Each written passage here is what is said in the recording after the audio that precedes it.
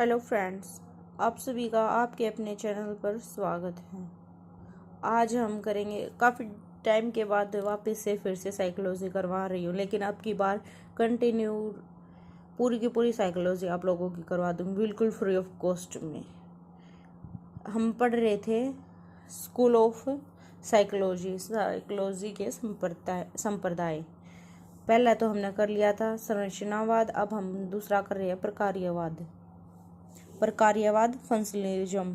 प्रकार्यवाद की नींव किसने रखी थी? विलियम जेम्स ने। आधुनिक मनोविज्ञान के जनक कौन है? William James. William James America के रहने वाले थे।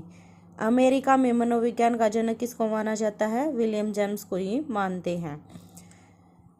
पहले विलियम जेम्स व विलियम वुंट इकट्ठे ही काम करते थे, लेकिन बाद में दोनों के विचारों में अंतर आ गया और इन्होंने अपना अपना वाद मनोविज्ञान के अंदर चलाया।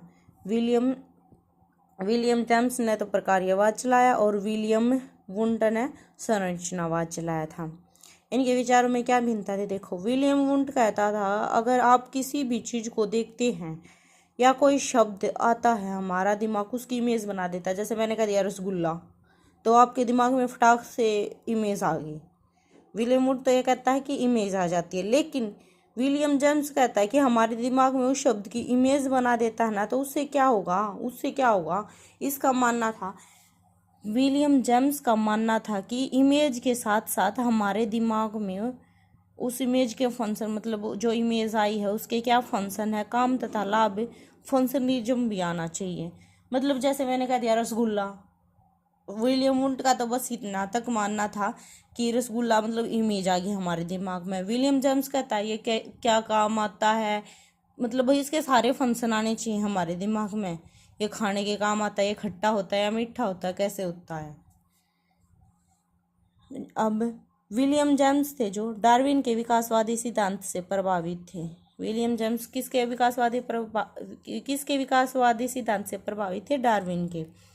डार्विन के विकासवादी सिद्धांत से कौन सा वाद प्रभावित था? ये तो नाम हो गया, लेकिन वाद कौन सा था? प्रकार्यवाद ही तो है विलियम जेम्स का, तो प्रकार्यवाद ही सिद्धांत प्रभावित था डार्विन के विकासवादी सिद्धांत से। मनोविज्ञान की विषय वस्तु को विलियम जेम्स ने बालक पर केंद्रित किया, चाइल्ड सेंटर्ड बनाया। मनोविज्ञान की विषय वस्तु को किसने? विलियम जेम्स ने। विलियम जेम्स का फोकस किस बात पर था?